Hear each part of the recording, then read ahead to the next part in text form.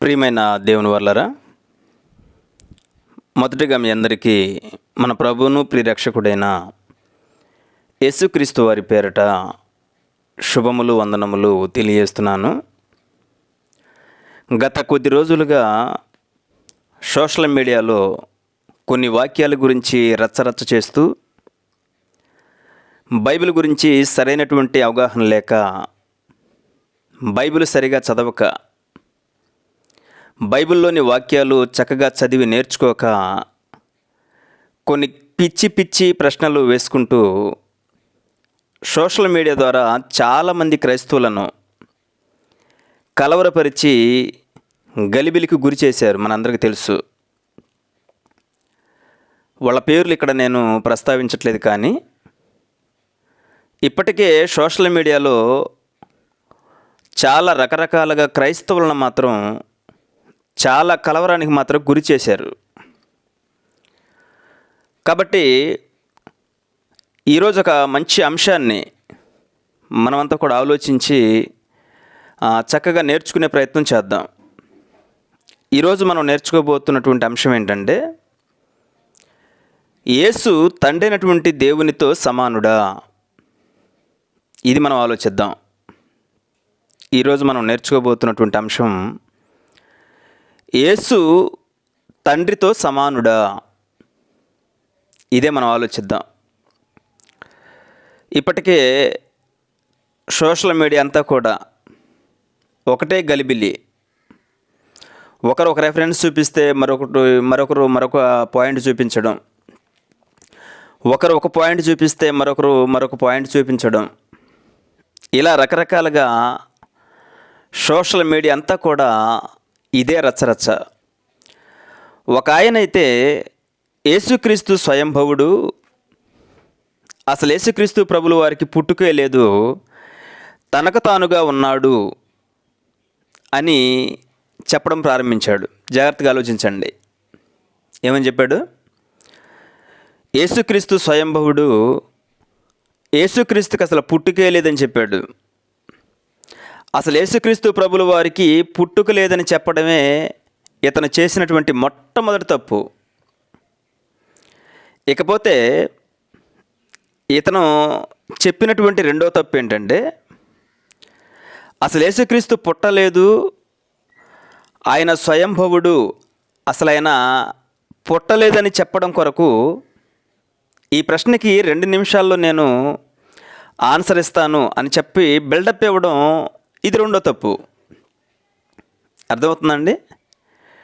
మొదటి తప్పే అసలు యేసుక్రీస్తు పుట్టలేదని చెప్పడం మొదటి తప్పు అయితే, పోయి రెండో తప్పు ఏం చేశాడంటే, ఇతను యేసుక్రీస్తు ప్రభుల వారు పుట్టలేదని 2 నిమిషాల్లో నేను ఆన్సర్ ఇస్తానని చెప్పాడు. ఇది రెండో తప్పు. ఇకపోతే ఈయన చెప్పినటువంటి మూడో తప్పు ఏంటంటే, మనకు 3 యెహోవాలు ఉన్నారు, ఒక్కరు కాదు యెహోవా అని చెప్పడం ప్రారంభించి, తండ్రినటువంటి దేవుడు ఒక యెహోవా అని చెప్పాడు, యేసుక్రీస్తు ప్రభుల వారు మరొక యెహోవా అని చెప్పాడు, పరిశుద్ధాత్ముడు మరొక యెహోవా అని చెప్పాడు. ఇలా 3 యెహోవాలు మనకున్నారు అని చెప్పడం మూడో తప్పు. అర్థమవుతుందండి? ఎన్ని తప్పులు చెప్పాడో మీకు ఇప్పుడు అర్థం కావాలి. అసలు మొదటి తప్పే యేసుక్రీస్తు పుట్టలేని చెప్పడం తప్పు అయితే, పైపెచ్చలా ఆయన పుట్టలేదని నిరూపించడానికి 2 నిమిషాలు చాలని చెప్పాడు. అది రెండో తప్పు.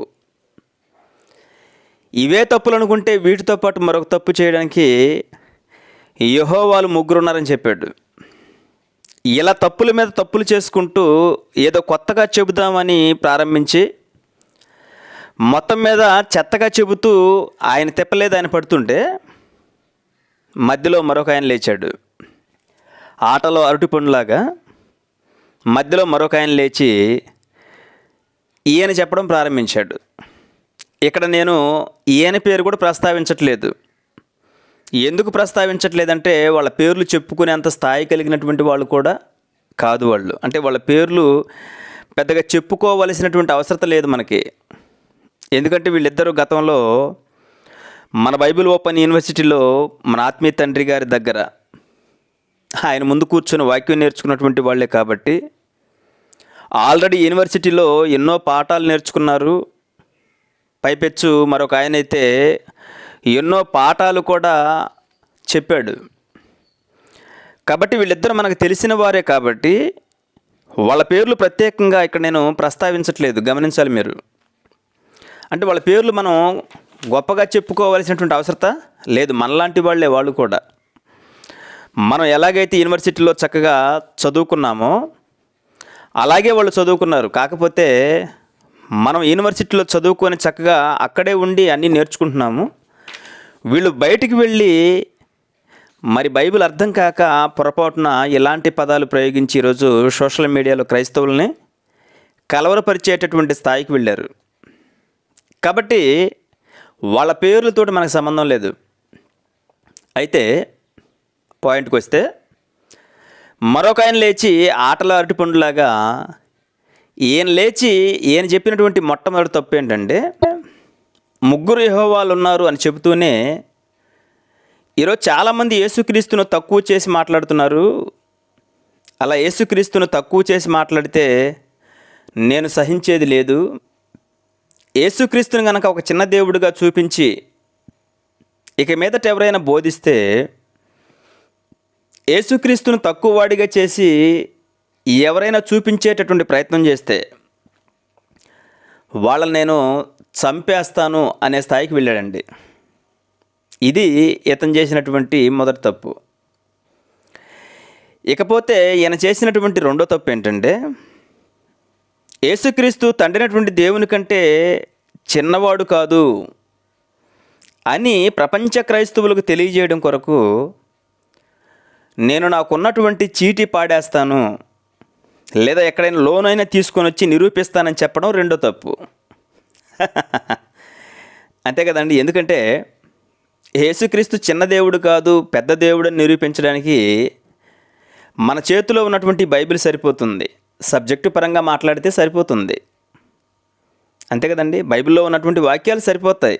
దీనికోసం చిల్లరగా మరి చీటీ పాడేస్తాను, ఎక్కడైనా లోన్ పెట్టేస్తాను అనేటటువంటి పదాలు ఆవేశపూరితంగా ప్రయోగించడం అన్నది నిజంగా ఎంత తెలివి తక్కువగా ఇతను మాట్లాడాడో మీకు అర్థమవుతుంది.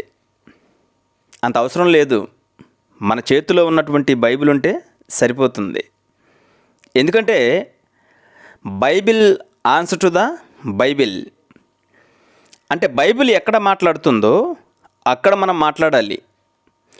బైబిల్ ఎక్కడైతే మాట్లాడకుండా సైలెంట్ అవుతుందో మనం అక్కడ సైలెంట్గా ఉండాలి. అంటే బైబిల్కు బైబిలే ప్రశ్నకు సమాధానం చెప్పాలి. ఇదే మన ఆత్మీయ తండ్రి గారు మనకు నేర్పించిందండి. మొదటి శతాబ్దం నుంచి ప్రారంభ క్రైస్తవులు ఎవరైతే ఉన్నారో, అంటే ప్రారంభ క్రైస్తవుల దగ్గర నుంచి నేటి వరకు కూడా మొదటి శతాబ్దపు బోధ ఏదైతే ఉందో ఆ బోధ తీరి ఇది. అంతే కదండి. బైబిల్కు బైబిలే సమాధానం చెప్పాలి. అంటే బైబిల్ ప్రకారంగా అలా చెప్పడం అన్నది సత్యం. అయితే ఈరోజు యేసుక్రీస్తుని చిన్న దేవుడని మనం ఎప్పుడు కూడా అనలేదు. ఎందుకంటే తండ్రినటువంటి దేవుడు పెద్ద దేవుడు, యేసుక్రీస్తు ప్రభుల వారు చిన్న దేవుడు, పరిశుద్ధాత్మ దేవుడు అంతకంటే చిన్నవాడు అని మనం అన్నంత మాత్రాన మనకు ఒరిగేదేమీ లేదు. అలా అనవలసినటువంటి అవసరత కూడా మనకి లేదు. కాకపోతే ఇక్కడ విషయం ఏంటంటే, యేసుక్రీస్తుని చిన్న దేవుడన్నా దేవుని కుమారుడన్నా ఇప్పుడు ఈయన ఊరుకునేటట్లు లేడు కాబట్టి, అంటే ఇతను ఊరుకునేలా లేడు కాబట్టి ఇప్పుడు ఈరోజు ఈ సబ్జెక్టు మాట్లాడుకోవడానికి మనము ఇక్కడ చేరాం. అర్థమవుతుందండి. ఈ సబ్జెక్టు నేను మాట్లాడడానికి గల ప్రధాన కారణం ఏంటంటే, అసలు బైబిల్ ప్రకారంగా యేసుక్రీస్తు ప్రభుల వారు తండ్రినటువంటి దేవునితో సమానంగా ఉన్నాడా లేదని మనం ఆలోచించడానికి గల బలమైనటువంటి కారణం ఏంటంటే, యేసుక్రీస్తు ప్రభుల వారు చిన్న దేవుడు అని మనం అనకుండానే అలాంటి అపనింద లేదా అలాంటి అభాండం మన మీద వేసి మాట్లాడుతున్నటువంటి వీళ్ళని బట్టి ఈరోజు ఈ సబ్జెక్టు నేను మాట్లాడుతున్నాను. అర్థమవుతుందండి. చాలామంది బైబిల్ అర్థం చేసుకునేటటువంటి విషయంలో ఫెయిల్ అయ్యి వాక్యాన్ని అపార్థం చేసుకునేటటువంటి స్థాయికి వెళ్ళిపోయారు. ఎక్కువ శాతం వాక్యాన్ని అపార్థం చేసుకోవడానికి ఒక బలమైనటువంటి కారణం ఏంటంటే బైబిల్లో ఏదుందో అది చెప్పాలి. అర్థమవుతుందండి? బైబిల్లో ఏదుందో అదే చెప్పాలి. బైబిల్ చెబుతుంది ఒకటైతే దాన్ని పక్కన పెట్టి నీ మనసులో ఏదుందో దాన్ని అక్కడ అప్లై చేయకూడదు. అంటే బైబిల్లోని లేఖనాలు పక్కన పెట్టి దానికి బదులుగా మరొకటి మనం చెప్పేయకూడదు. ఎప్పుడైతే బైబిల్లో ఉన్నది చెప్పకుండా నీ మనసుకు సంబంధించిన మరొకటి అక్కడ చెప్పడానికి ట్రై చేస్తావో అప్పుడే బైబిల్లో ఉన్నటువంటి ఆ వాక్యం కాస్త అపార్థానికి దారితీస్తుంది. ఏమండి, దేవుడు పరిశుద్ధాత్మ ప్రేరణ ద్వారా ఏ సబ్జెక్ట్ అయితే రాయించాడో ఆ సబ్జెక్టు చెప్పుకుంటే సమస్య లేదు, ప్రాబ్లం లేదు. కానీ దేవుడు అక్కడ బైబిల్లో లేఖనాల యందు రాసినటువంటి సంగతి ఒకటైతే దాన్ని దాటి మాట్లాడడం వలన ఈరోజు సోషల్ మీడియాలో ఇలాంటి రచ్చరచ్చ గొడవలు జరుగుతున్నాయండి. అర్థమవుతుందా? బైబిల్ని దాటి ఎప్పుడు కూడా మనం మాట్లాడకూడదు. ఇది నేర్చుకోవాలి మనం ఎప్పుడు కూడా. అప్పుడు సమస్య అనేది ఉండదు. అందుకే బైబిల్లో అపోస్తులైనటువంటి పౌలు గారు బైబిల్లో ఒక అద్భుతమైనటువంటి మాట చెప్పాడు. ముందుగా ఆ మాట మనం చూద్దాం. మొదటి కొరింథీ పత్రిక 4వ అధ్యాయము 6వ వచనం చూద్దాం. మొదటి కొరింథీ పత్రిక 4వ అధ్యాయం 6వ వచనం. సహోదరులారా, మీరు మమ్మను చూచి లేఖనముల యందు రాసి ఉన్న సంగతులను అతిక్రమింపకూడదని నేర్చుకొని అనే పదాన్ని ప్రయోగించాడు. చూడండి, అక్కడ పౌలు గారు ఇక్కడ చెబుతున్నాడు. కొరింథీ సంఘానికి ఉత్తరాన్ని రాస్తూ కొన్ని జాగ్రత్తలు చెబుతూ ఆ జాగ్రత్తల్లో ప్రాముఖ్యమైనటువంటి జాగ్రత్త ఏంటంటే లేఖనముల యందు రాసి ఉన్న సంగతులను అతిక్రమింపకూడదని నేర్చుకోండి అని చెప్పాడు. ఈరోజు దాన్ని అతిక్రమించి మాట్లాడే వాళ్ళు ఎక్కువయ్యారు. అందుకే ఈరోజు ఈ గొడవ సోషల్ మీడియాలో రచ్చరచ్చ. వాళ్ళకంటే నాకు ఎక్కువ బాగా తెలుసు, ఈరోజు నాకు కొత్త థియరీ నేను తీశాను అంటే ఈరోజు నేను కొత్త థియరీ తీశాను, బైబిల్ నుండి ఇంకా నాకు చాలా సబ్జెక్ట్ తెలుసు, 2 నిమిషాల్లో ఓడిస్తాను, 2 నిమిషాలు ఎక్కువ 2 సెకండ్లో తిప్పి కొడతాను అని ఉప్పొంగిపోయి ఒకరి మీద ఒకరు బేరాలు పలుకుతారని, అలా ఉప్పొంగకూడదని పౌలు గారు చెప్తున్నాడండి ఇక్కడ. ఆ మాట అదేనా? ఆయన చెప్తున్నటువంటి మాట అదేనా? ఒకసారి మీరు జాగ్రత్తగా ఆ కంటిన్యూగా దాన్ని మనం అలా చదవగలిగితే, దాన్ని కంటిన్యూగా కనుక మనం చదవగలిగితే చూడండి. సహోదరులారా, మీరు మమ్మను చూచి లేఖనముల యందు రాసి ఉన్న సంగతులను అతిక్రమింపకూడదని నేర్చుకొని మరొకని పక్షమున మరి ఒకని మీద ఉప్పొంగకుండునట్లు ఈ మాటలు మీ నిమిత్తమై నా మీదను అపోల్ల మీదను పెట్టుకొని సాదృశ్య రూపముగా చెప్పి ఉన్నాము. అంటే ఉప్పొంగుతారు కనుక మీరు వాక్యాన్ని లిమిట్స్ దాటి మాట్లాడొద్దని చెప్పాడు పౌలు గారు. అదేనా చెప్పాడు? అదే చెప్పాడండి. అంటే బైబిల్ నందు రాసి ఉన్న సంగతులను మొట్టమొదటి మీరు అతిక్రమింపకూడదని నేర్చుకోండి. అతిక్రమింపకూడదని నేర్చుకోండి అంటే అర్థం ఏంటి? బైబిల్ పరిధి దాటి నువ్వేది మాట్లాడకూడదు. నువ్వు మాట్లాడేటటువంటి మాట బైబిల్ యాక్సెప్ట్ చేయాలి, బైబిల్ ఒప్పుకోవాలి. అంతేనా? అంటే నువ్వు బోర్డర్ దాటి ఏది పడితే అది చెప్పకూడదు. బైబిల్ లిమిట్స్ దాటి మనం ఏది కూడా చెప్పకూడదు. అదేనా అక్కడ ఉంది? అదే ఉందండి. ఈరోజు మీరు ఆలోచించండి, మనం ఉన్నాం, మనకు నచ్చినట్టుగా మనం బోర్డర్ దాటానికి వీల్లేదండి. అంతేనా? పాకిస్తాన్ బోర్డర్లో మనం అడుగు పెట్టామనుకోండి, బోర్డర్ దాటితే ఏమవుతుంది చెప్పండి? దాటిన మరుక్షణమే ప్రాణాలు పోతాయి. జస్ట్ ఈ లోకంలో ఉన్నటువంటి కండిషన్స్ అవి. బోర్డర్ దాటకూడదు, దాటితే చంపేస్తారని. దానికంటే పవర్ఫుల్ అండి బైబిల్. అర్థమవుతుందా?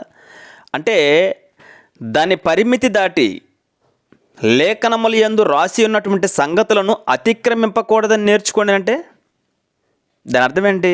ఈరోజు ఆజ్ఞాతిక్రమమే పాపం బైబిల్ ప్రకారం.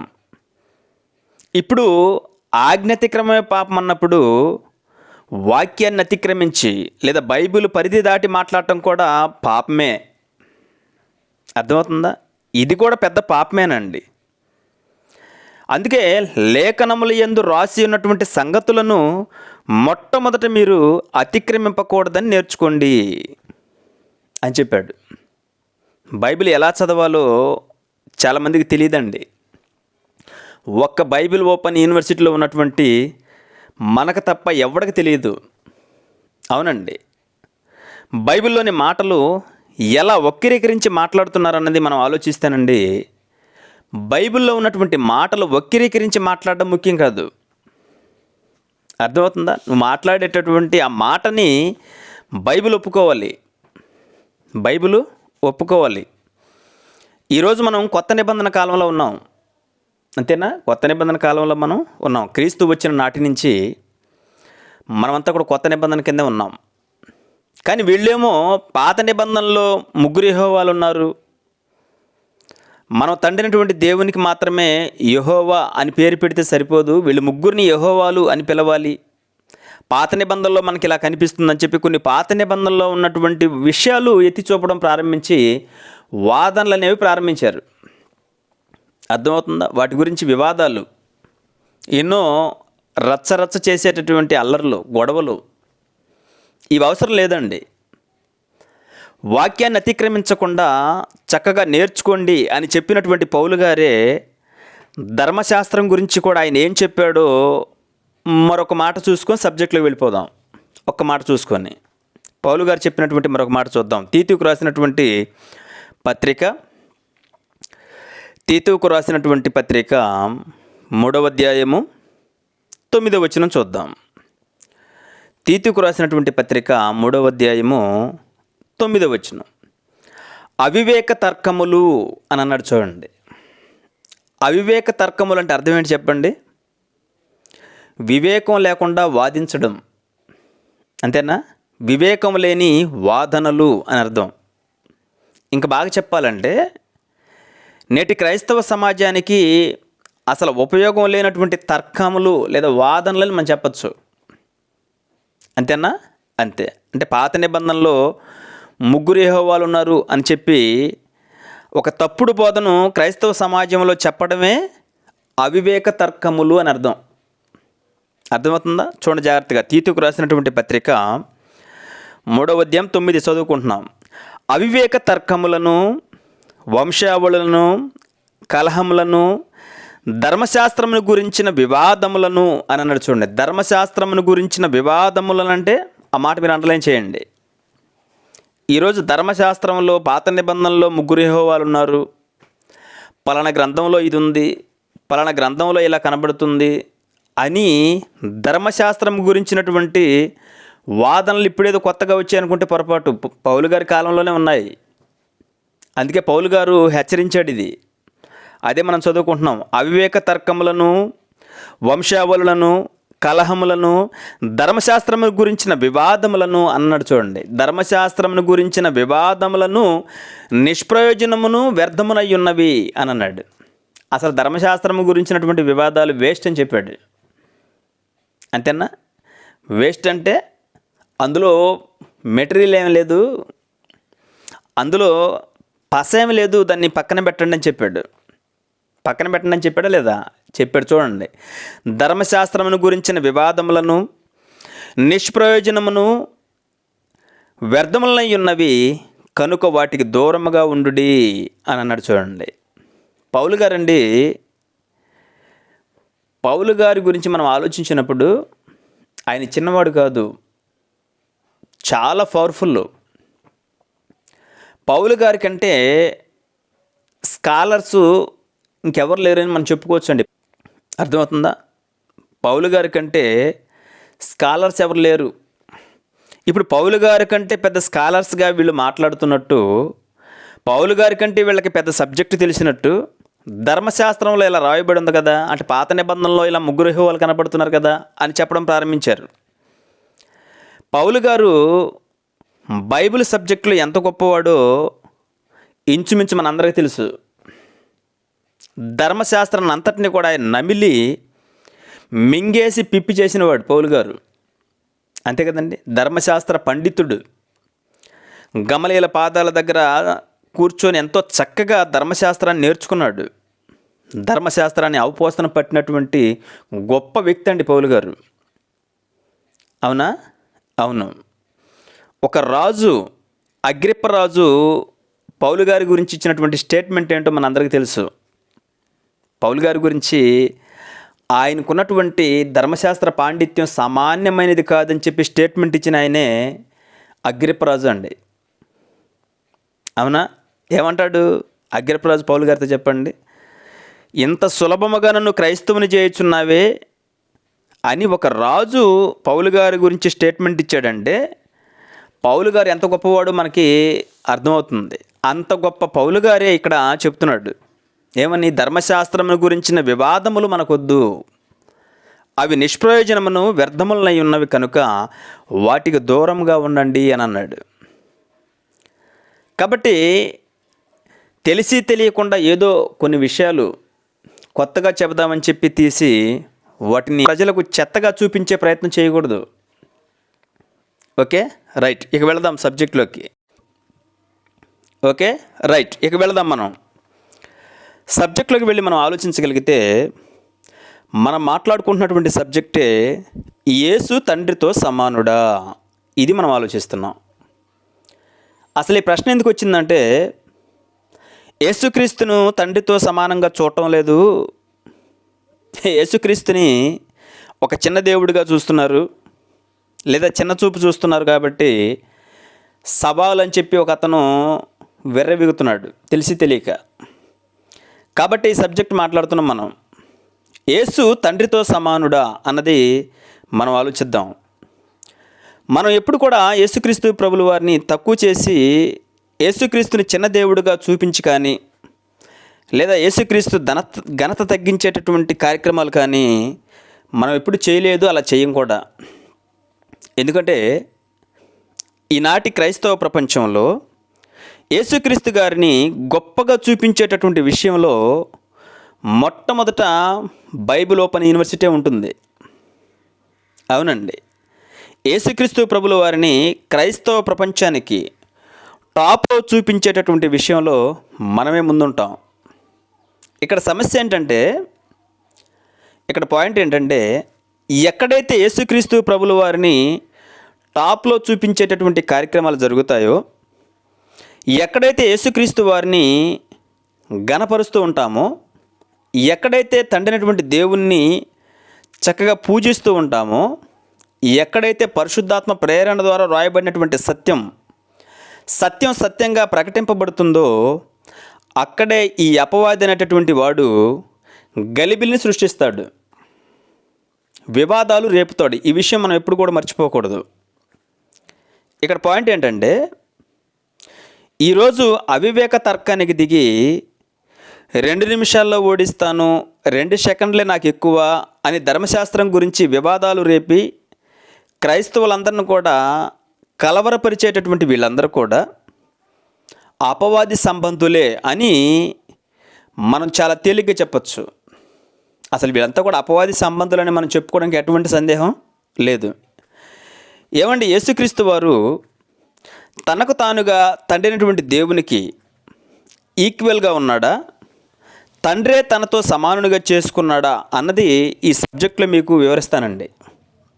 అయితే ముందుగా యేసుక్రీస్తు ప్రభుల వారు తండ్రితో సమానంగా ఉన్నాడా లేదని మనం ఆలోచిస్తే పిలిపిలికి రాసినటువంటి పత్రిక, పిలిపి పత్రిక 2వ అధ్యాయము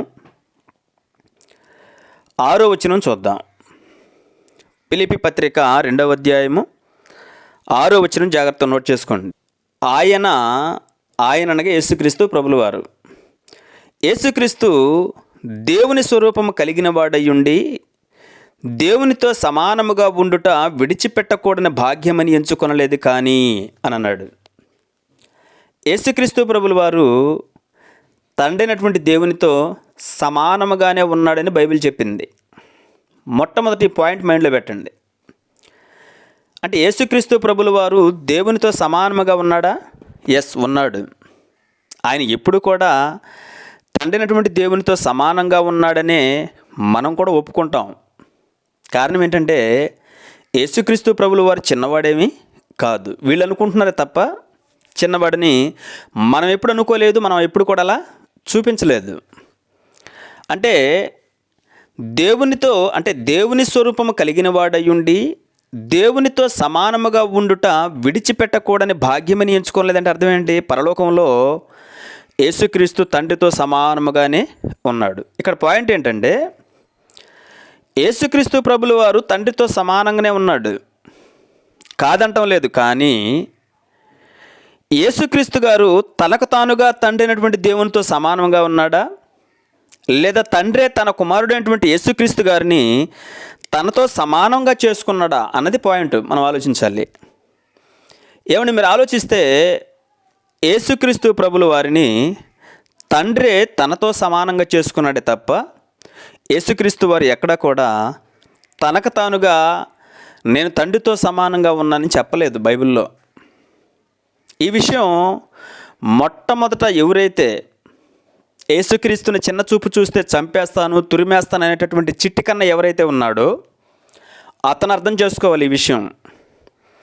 ఏమని మీరు ఆలోచిస్తే అసలు యేసుక్రీస్తు ప్రభుల వారిని ఈ ప్రపంచంలో మనం హైలైట్ చేయకపోతే, తండ్రినటువంటి దేవుణ్ణి హైలైట్ చేసినా కూడా అది చెల్లదండి. అర్థమవుతుందా? మళ్ళీ చెప్తాను. యేసుక్రీస్తు ప్రభుల వారిని చిన్న చూపు చూస్తున్నారు అని వీళ్ళు అంటున్నారు కనుక వాళ్ళకి అర్థమయ్యే భాషలో ఒక మంచి రెఫరెన్స్ ఇస్తాను. ఎవరైతే ఈ ప్రపంచంలో తండ్రిని హైలైట్ చేస్తూ యేసుక్రీస్తుని తక్కువగా చూస్తున్నారని ఎవరైతే అనుకుంటారో అది బైబిల్ ప్రకారంగా అసలు చెల్లదు. కాబట్టి ఒక మంచి రెఫరెన్స్ మనం చూద్దాం. యోహాను సువార్త 5వ అధ్యాయము, యోహాను సువార్త 5వ అధ్యాయము 23వ వచనం చూద్దాం. 23వ వచనం. ఇక్కడ యేసుక్రీస్తు ప్రభుల వారే మాట్లాడుతున్నాడు. ఏమని చెప్తున్నాడో మీరు జాగ్రత్తగా చూడండి. తండ్రిని గణపరచునట్లుగా అందరూ కుమారుని గణపరచవలనని తీర్పు తీర్చుటకు సర్వాధికారము కుమారునికి అప్పగించి ఉన్నాడు అని అన్నాడు. ఏమన్నాడు ఇక్కడ? తండ్రిని గణపరచునట్లుగా అందరూ కుమారుని గణపరచవలెను అని అన్నాడు. అంటే అందరూ కుమారుని గణపరచాలని బైబిల్ చెప్పింది. తండ్రినటువంటి దేవునితో పాటు యేసుక్రీస్తు వారిని కూడా హైలైట్ చేసి ఆయన గణపరుస్తూ ఈ ప్రపంచానికి చూపిస్తుంది మొట్టమొదట మేమే, మీరు మర్చిపోకండి. అయితే యేసుక్రీస్తు వారిని ఈ ప్రపంచానికి ఎందుకంత హైలైట్ చేసి మనమంతా కూడా చూపిస్తామో అన్నది మీరు ఆలోచించగలిగితే, మనమంతా కూడా అంటే బైబిల్ దాటి మనం ఎక్కడ కూడా మాట్లాడం, బైబిల్ దాటి మనం ఏది కూడా చేయం. బైబిల్లో మీరు చూడగలిగితే ఎందుకు మనము యేసుక్రీస్తు ప్రభుల వారిని కూడా తండ్రినటువంటి దేవునితో ఈక్వల్గా చూస్తామన్నది మీరు ఆలోచించగలిగితే, ఇదే యోహాను సువార్త 5వ అధ్యాయం 23 కంటిన్యూగా చూద్దాం. తండ్రిని గణపరచునట్లుగా అందరూ కుమారుని గణపరచవలనని తీర్పు తీర్చుటకు సర్వాధికారము కుమారునికి అప్పగించి ఉన్నాడు అని అన్నాడు. ఈ పాయింట్ మీరు మైండ్లో పెట్టి నెక్స్ట్ చదివేటటువంటి దాన్ని మీరు చాలా జాగ్రత్తగా ఆలోచించండి. కుమారుని గణపరచని వాడు, మళ్ళీ కుమారుని గణపరచని వాడు అనగా యేసుక్రీస్తుని హైలైట్ చేయనటువంటి వాడు, కుమారుని అన్న ప్లేస్లో యేసుక్రీస్తు అనే పేరు పెట్టి కనుక మనం చదవగలిగితే మీకు స్పష్టంగా అర్థమవుతుంది. యేసుక్రీస్తును గణపరచని వాడు ఆయనను అనగా యేసుక్రీస్తును పంపినటువంటి తండ్రిని కూడా గణపరచడు అని అన్నాడు. చూడండి, ఇక్కడ పాయింట్ ఏంటంటే బైబిల్ చెప్తుంది ఇక్కడ యేసుక్రీస్తును గణపరచినటువంటి వారు యేసుక్రీస్తుని లోకానికి పంపినటువంటి తండ్రిని కూడా అనగా తండ్రినటువంటి దేవుణ్ణి కూడా గణపరచినటువంటి లిస్టులోకి వెళ్ళిపోతారని. ఇప్పుడు తండ్రి అయినటువంటి దేవుణ్ణి కూడా గణపరచినటువంటి లిస్టులోకి మనం వెళ్ళిపోయేటటువంటి పరిస్థితులు ఏం లేవు. కాబట్టి మనమంతా కూడా తండ్రి అయినటువంటి దేవుణ్ణి చక్కగా గణపరుస్తున్నాము. అర్థమైందండి? మళ్ళీ చెప్తాను. యేసుక్రీస్తును గణపరచని వాడు యేసుక్రీస్తును పంపిన తండ్రిని కూడా గణపరచడు అని అన్నాడు. చూడండి, ఇప్పుడు ఈ చిట్టి కన్నా తండ్రి అయినటువంటి దేవునికి ఘనత ఇచ్చి ఆ స్థాయి యేసుక్రీస్తుకి ఇవ్వడం లేదు. అందరూ యేసుక్రీస్తుని కనుక ఘనపరచాలి, అలా ఘనపరచకపోతే తురిమేస్తాను, చంపేస్తాను, నరికేస్తానని చెప్తున్నటువంటి చిట్టి కన్నా ఎవడైతే ఉన్నాడో అతనికే మనం చెప్తున్నాం. ఇక్కడ పాయింట్ ఏంటంటే, ఈ చిట్టి కన్నా అనుకున్నట్టుగా తండ్రి అయినటువంటి దేవుణ్ణి హైలైట్ చేసి యేసుక్రీస్తుని చిన్న దేవుడిగా మనం చూడం. ఎందుకంటే ఇక్కడ బైబిల్ స్పష్టంగా చెప్పింది, యేసుక్రీస్తుని ఘనపరచినటువంటి వారందరూ కూడా తండ్రి అయినటువంటి దేవుణ్ణి కూడా ఘనపరచినటువంటి లిస్టులోకి వెళ్ళిపోతారని. అలాంటి పొరపాటు మనం చెయ్యము, ఆ ఛాన్స్ అసలు మనం ఎవరికి కూడా ఇయ్యం. కాబట్టి మేము తండ్రి అయినటువంటి దేవుణ్ణి ఎంత గొప్పగా హైలైట్ చేస్తున్నామో అంతే గొప్పగా యేసుక్రీస్తు ప్రభుల వారిని కూడా మనం హైలైట్ చేస్తున్నాం. అలాగే పరిశుద్ధాత్ముడు అనగా ఈరోజు మన చేతిలో ఉన్నటువంటి 66 పుస్తకాలతో కూడినటువంటి పరిశుద్ధాత్మ ప్రేరణ ద్వారా రాయబడినటువంటి ప్రతి మాట ఆయన రాసిందే కనుక ఆయన రాసినటువంటి ఆ మాటలకు కూడా అదే ప్రాధాన్యత మనం ఇస్తున్నాం. అంటే బైబిల్ ఆన్సర్ టు ద బైబిల్లో మనకు వచ్చినటువంటి ప్రశ్నకి బైబిల్ తోటే సమాధానం చెప్పుకుంటూ వెళుతున్నాం. ఈ చిట్టి కన్నకి ఎవరు చెప్పారేమో మనకు తెలియదు, కానీ యేసుక్రీస్తును గణపరచట్లేదని, యేసుక్రీస్తుని చిన్న దేవుడిగా చూస్తున్నారని ఎవరు చెప్పారేమో మనకు తెలియదు, కానీ మనం అలా చేయడం లేదు. ఇకపోతే యేసు తండ్రితో సమానుడా అనంటే, నేను సర్వాధికారము కుమారుడైనటువంటి యేసుక్రీస్తుకి ఇచ్చాను అని అన్నాడు. బైబిల్ అంతా కూడా మనం చూస్తే ఏమండి, బైబిల్లో మొత్తం మీద మనకు అర్థమయ్యేటటువంటి విషయం ఒకటి ఉంటుంది. ఏంటది? తండ్రి అయినటువంటి దేవుడు తన కుమారుడైనటువంటి యేసుక్రీస్తుకి సర్వాధికారం ఇచ్చి ఈక్వల్గా సమానంగా చేసుకున్నాడు. కానీ యేసుక్రీస్తు ప్రభుల వారు మాత్రం బైబిల్లో ఎక్కడా కూడా తండ్రిని తగ్గించి మాట్లాడడం కానీ, తండ్రి ఘనతను తగ్గించి కానీ, నాకు నేనుగా అధికారాలన్నీ కూడా పొందుకున్నానని చెప్పడం కానీ, ఇప్పుడు నేను పొందినటువంటి అధికారం కూడా తండ్రికి సంబంధం లేదని కానీ ఎక్కడా కూడా యేసుక్రీస్తు ప్రభుల వారు చెప్పలేదండి. అలాంటి మాటలు మనకు బైబిల్లో ఎక్కడా కూడా కనిపించవు. బైబిల్లో యేసుక్రీస్తు ప్రభుల వారు ఎక్కడ మాట్లాడినా కానీ ఈ అధికారం నా తండ్రి వలన పొందాను, నా తండ్రి ద్వారా ఈ అధికారం సర్వాధికారం నాకు ఇవ్వబడి ఉన్నది అని చెప్తూ వచ్చాడు. నా తండ్రి పంపగా నేను ఈ లోకానికి వచ్చాను, నా తండ్రి నన్ను పంపి ఉన్నాడు, నాకున్నటువంటి సర్వాధికారం నా తండ్రి వల్లనే నాకు ఇవ్వబడింది అనేటటువంటి పదాలు మనం బైబిల్లో చూస్తామే తప్ప ఎక్కడా కూడా యేసుక్రీస్తు గారు తనకు తానుగా మరి యేసుక్రీస్తు ఈ అధికారాలని పొందుకున్నానని ఎక్కడ కూడా చెప్పలేదు. ఈ మాటలను బట్టి చూస్తే యేసుక్రీస్తు వారే తన తండ్రి అయినటువంటి దేవుణ్ణి చాలా వరకు గొప్పగా చూపిస్తున్నాడు. అర్థమవుతుందండి? యేసుక్రీస్తు వారే తండ్రి అయినటువంటి దేవుణ్ణి చాలా గొప్పగా చూపిస్తున్నాడు. తండ్రి అయినటువంటి దేవుడు సర్వాధికారం అప్పగించాడో లేదో ఒక మంచి మాట చూద్దాం. మత్తయి సువార్త 28వ అధ్యాయము 17వ వచనం చూద్దాం. మత్తయి సువార్త 28వ అధ్యాయం 17వ వచనం.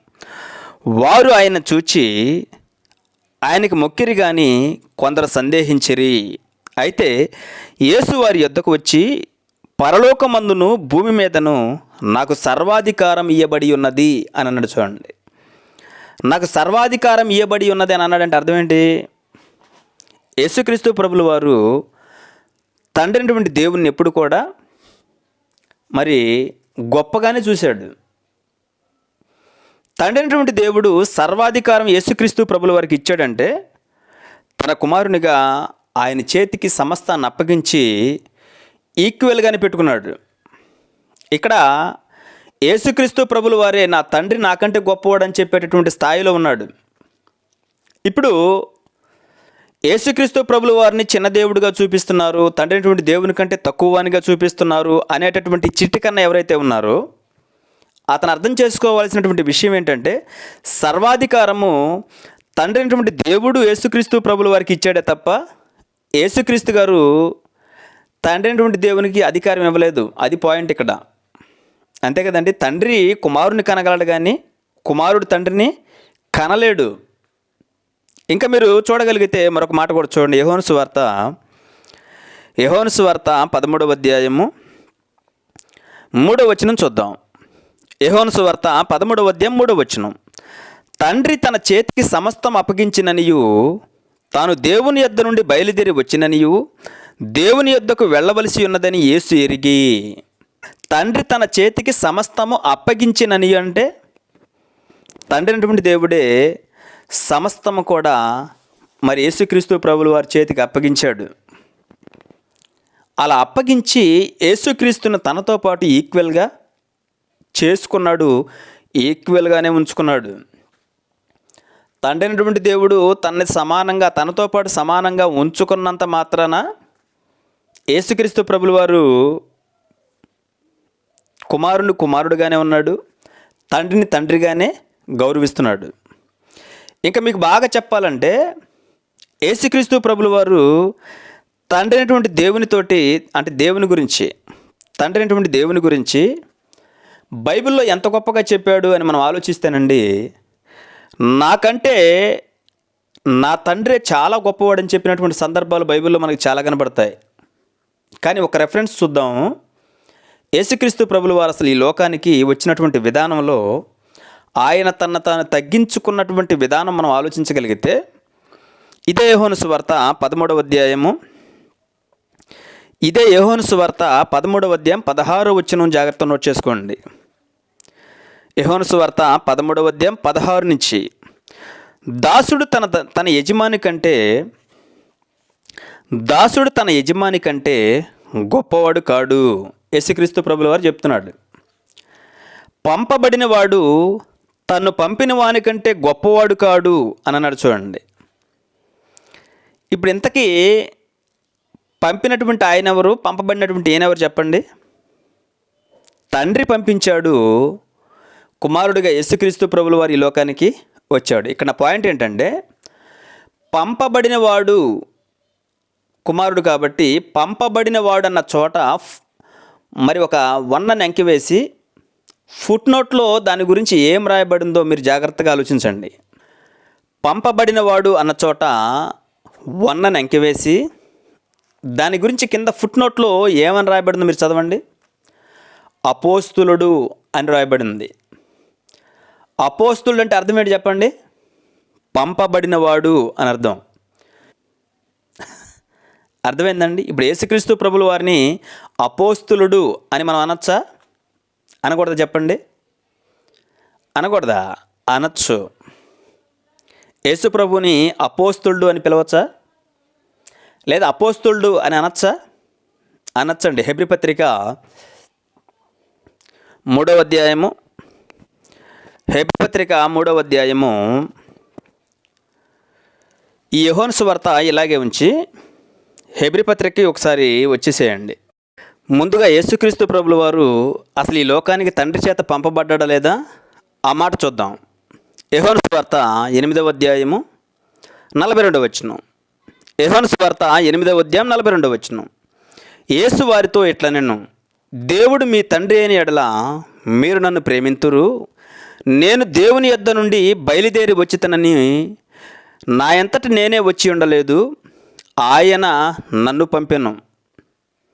నేను దేవుని యొద్ద నుండి బయలుదేరి వచ్చి ఉన్నాను, నా అంతట నేనే వచ్చి ఉండలేదు, ఆయన నన్ను పంపెను. ఆయన నన్ను పంపినంటే ఎవరు పంపారు? యేసుక్రీస్తు ప్రభుల వారిని ఈ లోకానికి చెప్పండి. తండ్రి అయినటువంటి దేవుడు పంపాడు. ఇప్పుడు పంపబడినటువంటి వ్యక్తిని ఏమనొచ్చు చెప్పండి? అపోస్తులుడు అనొచ్చు. అదే మనం ఇక్కడ ఫుట్ నోట్లో చదువుకున్నాం. హెబ్రీ పత్రిక 3వ అధ్యాయము 1వ వచనం చూద్దాం. హెబ్రీ పత్రిక 3వ అధ్యాయము 1వ వచనం. ఇందువలన పరలోక సంబంధమైన పిలుపులో పాలు పొందిన పరిశుద్ధ సహోదరులారా, మనము ఒప్పుకునే దానికి అపోస్తులుడును ప్రధాన యాజకుడనంటే ఎవరి గురించి మాట్లాడుతున్నారు ఇక్కడ? యేసుక్రీస్తు ప్రభుల వారి గురించే. యేసుక్రీస్తు ప్రభుల వారు అపోస్తులుడును అలాగే ప్రధాన యాజకుడిగా ఉన్నాడు. అపోస్తలుడును ప్రధాన యాజకుడినైన యేసు మీద అని రాయబడింది. అంటే ఇక్కడ మనం ఏం ఆలోచించాలంటే, అపోస్తలుడును ప్రధాన యాజకుడైన యేసు అని రాయబడింది. ఎందుకు యేసు ప్రభు అపోస్తలుడు అయ్యాడు చెప్పండి? పంపబడినటువంటి వాడు కాబట్టి. ఎవరి చేత పంపబడ్డాడు? తండ్రి అయినటువంటి దేవుని చేత పంపబడ్డాడు. ఓకే, తండ్రి అయినటువంటి దేవుని చేత పంపబడ్డాడు. ఇంకా మీరు బాగా ఆలోచిస్తే యేసుక్రీస్తు ప్రభుల వారే తండ్రి అయినటువంటి దేవుణ్ణి నాకంటే గొప్పవాడు అని చెప్పాడు. మనం చెప్పడం కాదు, అలాగనే మనం చెప్పం కూడా, ఇద్దరు ఈక్వలే మనకి. యోహాను సువార్త, ఇదే యోహాను సువార్త 14వ అధ్యాయము 28వ వచనం చూడండి. ఇదే యోహాను సువార్త 14వ అధ్యాయము 28వ వచనం. నేను వెళ్ళి మీ యొద్దకు వచ్చేదనని మీతో చెప్పిన మాట మీరు వింటిరి కదా. చాలా జాగ్రత్తగా అంటలేం చేయండి. తండ్రి నాకంటే గొప్పవాడు, నా తండ్రి నాకంటే గొప్పవాడు అని చెప్తున్నాడు. ఇప్పుడు తండ్రి నాకంటే గొప్పవాడని నువ్వు నేను చెప్పుకోవడం కాదు ఇక్కడ. అర్థమవుతుందా? మన సబ్జెక్ట్ ఏంటి? యేసు తండ్రితో సమానుడా అని మనం ఆలోచిస్తున్నాం. యేసు తండ్రితో సమానుడే కాదని ఎవరు అనటం లేదు. కానీ ఇక్కడ పాయింట్ ఏంటంటే, యేసుక్రీస్తు ప్రభుల వారే ఒక మెట్టు యేసుక్రీస్తు ప్రభుల వారే తగ్గి తన తండ్రిని హైలైట్ చేస్తున్నట్టుగా మనకు అర్థమవుతుంది. ఇక్కడ యేసుప్రభు అంటున్నాడు, తండ్రి నాకంటే గొప్పవాడని యేసుక్రీస్తు ప్రభుల వారు చెప్పాడు. ఇప్పుడు యేసుప్రభు తండ్రి నాకంటే గొప్పవాడని చెప్పినప్పుడు నీకు ప్రాబ్లం ఏంటి? అంతేనా? యేసుక్రీస్తు ప్రభుల వారే నాకంటే గొప్పవాడని చెప్పాడు. మీరు బాగా ఆలోచిస్తేనండి, యేసుక్రీస్తు ప్రభుల వారు ఎక్కడ కూడా మరి తండ్రిని తగ్గించి మాట్లాడినట్టుగా మనకు బైబిల్లో ఎక్కడ కూడా కనపడవండి. ఈరోజు వీళ్ళు క్రియేట్ చేసి మరి వీళ్ళు రకరకాల మాటలు చెప్తున్నారు తప్ప ఎక్కడ కూడా యేసుక్రీస్తు ప్రభుల వారు తండ్రినటువంటి దేవుని తగ్గించి మాట్లాడినటువంటి దాఖలను మనకు బైబిల్లో కనపడవు. ఇంకా బాగా చెప్పాలంటే ప్రతిదీ కూడా తండ్రి చిత్తాన్ని నెరవేర్చేటటువంటి కార్యక్రమాలే యేసుక్రీస్తు ప్రభుల వారు చేసుకుంటూ వచ్చాడండి. అర్థమవుతుందా? చివరిగా యోహాను సువార్త 10వ అధ్యాయము 29వ వచనం చూద్దాం. యోహాను సువార్త 10వ అధ్యాయము 29వ వచనం. వాటిని నాకిచ్చిన తండ్రి, వాటినంటే వేటిని చెప్పండి? ఆయన ఈ భూమి మీదకి వచ్చిన తర్వాత ఆయన సంపాదించినటువంటి ఆత్మల గురించి, లేదా మనలందరినీ కూడా దేవుడు తను మేపేటటువంటి గొర్రెలుగా పోల్చాడు కాబట్టి ఆ విషయాన్ని సంబోధిస్తూ, నీవు నాకిచ్చిన వాటిని నాకిచ్చిన తండ్రి అందరికంటే గొప్పవాడని యేసుక్రీస్తు ప్రభుల వారే తన నోటితో తాను చెప్తున్నాడు ఇక్కడ యోహాను సువార్త 10వ అధ్యాయం 29లో. కాబట్టి యేసుక్రీస్తు ప్రభుల వారు ఎక్కడ కూడా తండ్రినటువంటి దేవుణ్ణి తగ్గించి మాట్లాడినటువంటి దాఖలాలు మనకు బైబిల్లో ఎక్కడ కూడా కనపడవు. అసలు యేసుక్రీస్తు వారు తండ్రికి వాళ్ళిద్దరికి ఉన్నటువంటి సంబంధం ఏంటని మనం ఆలోచిస్తే తండ్రి కుమారుల సంబంధం అది. దాన్ని కాస్త కట్ చేసి అసలు యేసుక్రీస్తు ప్రభుల వారు దేవునికి పుట్టలేదు, ఆయన స్వయంభవుడు, తనకు తానుగా మరి కలుగు చేయబడినటువంటి వాడు, తనకు తానుగా ఎలా కలుగు చేయబడతాడు చెప్పండి? గతంలో మనమే చాలామంది శాస్త్రవేత్తలని ప్రశ్నలు వేసాం, దానికి అదే అలా పుట్టింది సృష్టి అని. అదే ప్రశ్న ఇప్పుడు వెళ్ళేయాల్సి వస్తుంది. యేసుక్రీస్తు ప్రభుల వారు తనకు తానుగా ఎలా పుడతాడు చెప్పండి? ఆయన ఎలా స్వయంభవుడు అవుతాడు? ఆయనలో బహుళత్వం ఉందట. బహుళత్వం అంటే కొత్త పదమా? కొత్త పదం అది. అసలు యేసుక్రీస్తు ప్రభుల వారికి అలాగే తన తండ్రి అయినటువంటి దేవునికి వాళ్ళిద్దరికి ఉన్నటువంటి సంబంధం ఏంటంటే తండ్రి కుమారుల సంబంధం. తండ్రి ఏమో తన కుమారుడైనటువంటి యేసుక్రీస్తును తనతో ఎప్పుడు కూడా సమానంగానే చూసుకుంటూ వచ్చాడండి. కానీ కుమారుడుగా యేసుక్రీస్తు గారు ఎక్కడ కూడా తండ్రికి వ్యతిరేకంగా తన్ను తాను చూపించుకునేటటువంటి ప్రయత్నం బైబిల్లో ఎక్కడా కూడా చేయలేదు. ఒక కుమారుడు తన స్థానం తండ్రి దగ్గర ఎంతవరకు ఉంటుందో అలాగే యేసుక్రీస్తు వారు మనకు బైబిల్లో చక్కగా కనిపిస్తారే తప్ప ఎక్కడా కూడా నా తండ్రి కంటే నేను గొప్పవాడిని అని చెప్పడం కానీ, నా తండ్రి కంటే నాకు తక్కువ స్థాయి వస్తుందని కానీ యేసుక్రీస్తు వారు బాధపడినటువంటి దాఖలాలు బైబిల్లో ఎక్కడా లేవు. చిట్టికన్నా మీరు ఆలోచించాలి. అర్థమవుతుందా? అలాంటి దాఖలాలు బైబిల్లో ఎక్కడా కూడా కనిపించవు నాయన.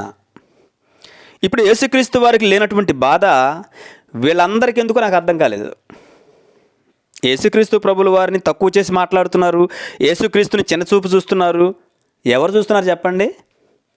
ఎవరు చిన్నచూపు చూస్తున్నారు యేసుక్రీస్తు గారిని? మనమంతా కూడా యేసుక్రీస్తు ప్రభుల వారిని చిన్నచూపేం చూడట్లేదు. మనము తండ్రి అయినటువంటి దేవునికి ఎంత ప్రాముఖ్యత ఇస్తున్నామో అదే ప్రాముఖ్యత, అదే ప్రాధాన్యత యేసుక్రీస్తు ప్రభుల వారికి ఇస్తున్నాము. అలాగే పరిశుద్ధాత్మ ప్రేరణతో రాయబడినటువంటి పరిశుద్ధ గ్రంథంలో పరిశుద్ధాత్మనికి కూడా అదే ప్రయారిటీ ఇస్తున్నాం. వాళ్ళ ముగ్గురు వేరువేరుగా ఉన్నారు, చక్కగా వాళ్ళ ముగ్గురు వాళ్ళ పనులు నిర్వర్తిస్తున్నారని చెప్తున్నామే తప్ప ఎక్కడా కూడా మనం బైబిల్కు వ్యతిరేకంగా మాట్లాడలేదు. కనుక యేసుక్రీస్తు తండ్రితో సమానుడు అంటే 100% యేసుక్రీస్తు తండ్రితో సమానుడే కాదని ఎవరు కూడా అంటం లేదు. కాకపోతే వీళ్ళుగా ఎక్కడో అక్కడొక ముక్క ఇక్కడొక ముక్క పాత నిబంధనలో కొన్ని ఏరుకొని వాటిని ఈరోజు సోషల్ మీడియాలో పెట్టి రకరకాలుగా ప్రపంచంలో ఉన్నటువంటి క్రైస్తవులందరినీ కూడా కలవరపరిచి వాళ్ళ విశ్వాసాలు చెదరగొట్టేటటువంటి కార్యక్రమంలో వీళ్ళు ఉన్నారు కనుక వేటిని కూడా మనం నమ్మద్దు. మనం ఎప్పుడు కూడా బైబిల్ని పట్టే మన జీవితాలు కొనసాగించాలి. బైబిల్ని పట్టే మనం మాట్లాడేటటువంటి మాటలు ఉండాలి. ప్రారంభ శతాబ్దంలో ఒక్కసారే పరిశుద్ధులకు అప్పగింపబడినటువంటి బోధ ఏదైతే ఉందో ఆ సత్యవాక్యం నేటి వరకు కూడా మన ఆత్మీయ తండ్రి జయశాలి డాడీ గారి ద్వారా మనం నేర్చుకున్నాము. మనం నేర్చుకున్నదే ప్రపంచ క్రైస్తవులకి ప్రకటిస్తున్నాం. ఇందులో ఎలాంటి పొరపాటు లేదు, ఎలాంటి తప్పులు లేవు. ఓకే, యేసుక్రీస్తు తండ్రితో సమానుడా అనేటటువంటి అంశం మీ అందరికీ అర్థమైందని భావిస్తూ మరి కొద్ది మాటలు ముగిస్తున్నాను. చిన్న ప్రార్థన చేసుకుందాం. మహాపరిశుద్ధుడు అయినటువంటి ప్రేమ కలిగిన మా ప్రియ పరలోకపు తండ్రి, మీ యొక్క పరిశుద్ధ పాదాలకు వందనాలు నాయన. నా తండ్రి, ఇంతవరకు నా తండ్రి నాయన కొన్ని విషయాలు నా తండ్రి లేఖనాల్లో నుంచి మేము ఆలోచించడానికి నాయన మీరు కృప చూపించారు. నా తండ్రి, ఇప్పటికే నాయన క్రైస్తవ ప్రపంచం అంతా కూడా నా తండ్రి తమ విశ్వాసాలు చెరుపుకునే విధంగా నాయన మరి కొన్ని విషయాలపై నా తండ్రి గలిబిలిగా ఉంటున్నటువంటి తరుణంలో నా తండ్రి కొన్ని వాక్యాలు నా తండ్రి మేము ఆలోచించడానికి నాయన మీరు చూపినటువంటి కృపను బట్టి నాయన మీరు మా ఎడల చూపినటువంటి ప్రేమను బట్టి మీ పాదాలకు వందనాలు నాయన. ఇంతటి మహాజ్ఞానాన్ని నా తండ్రి మాకు నేర్పిస్తున్నటువంటి మీ కుమారుడు జయశాలి డాడీ గారికి నా తండ్రి చక్కటి ఆరోగ్యాన్ని ఆయుష్ని మీరు అనుగ్రహించండి. ఇంకా ఇలాంటి ఎన్నో విలువైనటువంటి మాటలు నా తండ్రి, విలువైనటువంటి జ్ఞానాన్ని నా తండ్రి ప్రపంచానికి పంచుతూ నాయన, అలాగే నా తండ్రి మేము కూడా నాయన ఆయన దగ్గర నేర్చుకుంటూ నాయన మీరున్నటువంటి ఆ పరలోకం చేరేటటువంటి భాగ్యాన్ని మా అందరికి అనుగ్రహించమని నా తండ్రి. ఎక్కడో కొన్ని విషయాలు నా తండ్రి మరి వాటిని పట్టుకొని నా తండ్రి మరి ప్రపంచంలో ఉన్నటువంటి క్రైస్తవులను కలవరపరిచే విధంగా నా తండ్రి మరి కొందరు ఉంటుండగా మరి వారిని కూడా నాయన క్షమించండి. వారి పట్ల కూడా నాయన మీ దయ, మీ కనికరం, మీ కాపుదల ఉంచండి. వారు తెలుసుకొని నా తండ్రి సత్యాన్ని తెలుసుకొని నా తండ్రి వారు కూడా నాయన మీ పట్ల నాయన భయభక్తులు కలిగి జీవించడానికి నాయన మీ కృప దయచేయమని ఇంతవరకు నా తండ్రి ఈ అంశంలో మీరే తోడుగా ఉంచి నడిపించిన విధానమును బట్టి మీ పాదాలకు వందనాలు చెల్లించుకుంటూ నీ ప్రియకుమారుడు మా యొక్క రక్షకుడు అయినటువంటి యేసుక్రీస్తు వారి పేరటి ప్రార్థన అడుగుచున్నాం తండ్రి. ఆమేన్.